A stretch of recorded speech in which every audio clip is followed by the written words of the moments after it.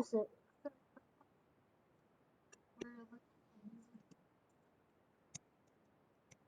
And we want to change the algorithm so that it can work for any partition.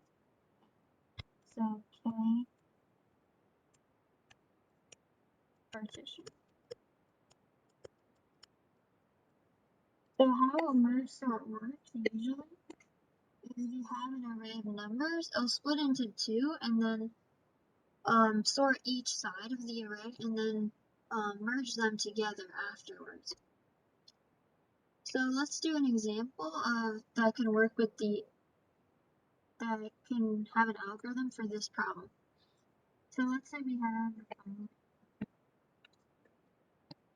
4, 7,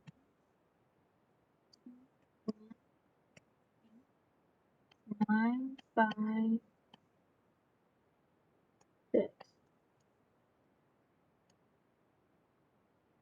So, and let's say we want to split it 3 ways, so that would mean k is 3, and in this case n is equal to 9, where n is the number of values in our array.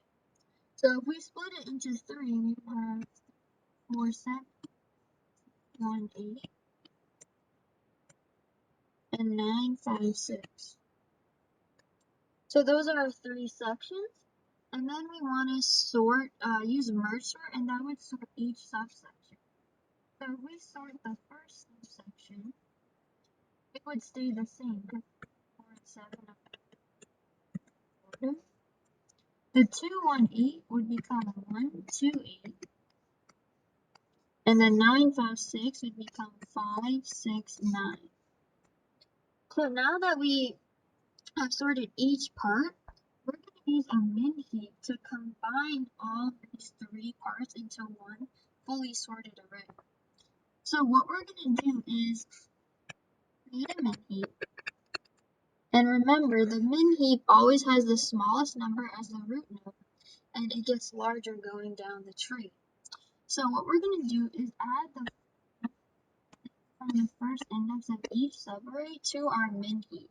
So if we added a 3, a 1, and the 5 to our min heap, that would have a 1, and then 3, and 5. So this is our current min heap.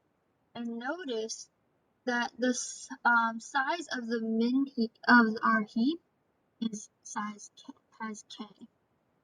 So our heap is size k, meaning our k was 3, we had 3 partitions, and our heap also has a size 3. So now what we're going to do is that's going to hold the value. So we added all of our first indexes, and now we're going to do remove min. And remove min is going to take our root node out of our min heap and add it to our answer. So now our min heap would be the 3 and the 5. And what we're going to do is say, where did we get the 1 from? Which one of these subarrays? Well, the 1 came from this subarray. So we're going to insert the value next to the one we got. So we took the 1 from our min heap and added it to our answer, and now we're going to insert the 2 into our min heap. So it would be 2 as the root node, and now we have the 3 and the 5. And our heap still stays the size k. So now we're going to do remove min again, and that's going to take our 2 out. So we take our 2 out,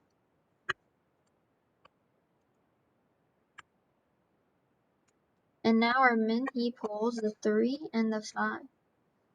And now that we took the 2 out, we're going to insert the value next to the 2, which is the 8. So now our heap will look like this. So we keep repeating this process. We remove the root node, which is going to be our 3. So now our min heap is just 5 and 8.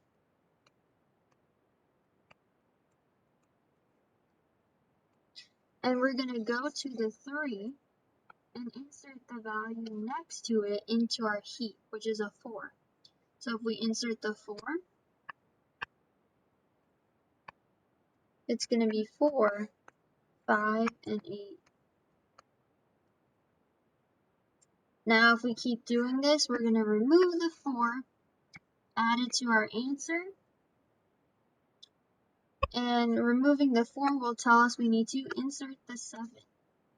So it's going to be 5, 7, and 8.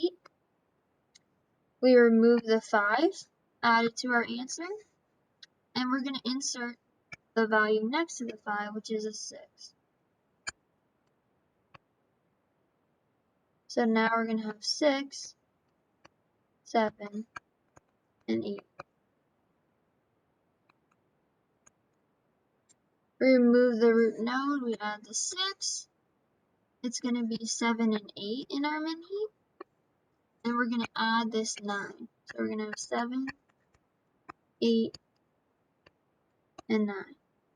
So now we've added everything into our min heap and there's nothing left to add. So we can just simply keep removing from the heap to get the 7. The heap would be 8, 9. We remove the 8. And then finally remove the 9. So now our answer is fully sorted and we were using a heap. So keep this in mind looking at the time complexity. So, a few things. Our heap had a height of 2.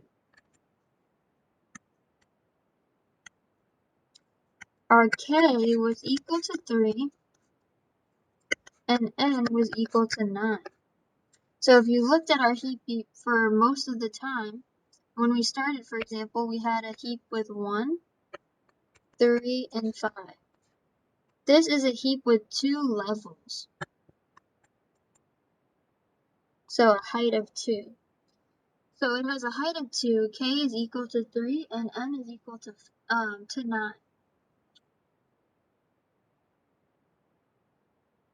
And then, if we know the time complexity of a heap, when we're doing k heap operations, is always O of n log and then k in this scenario.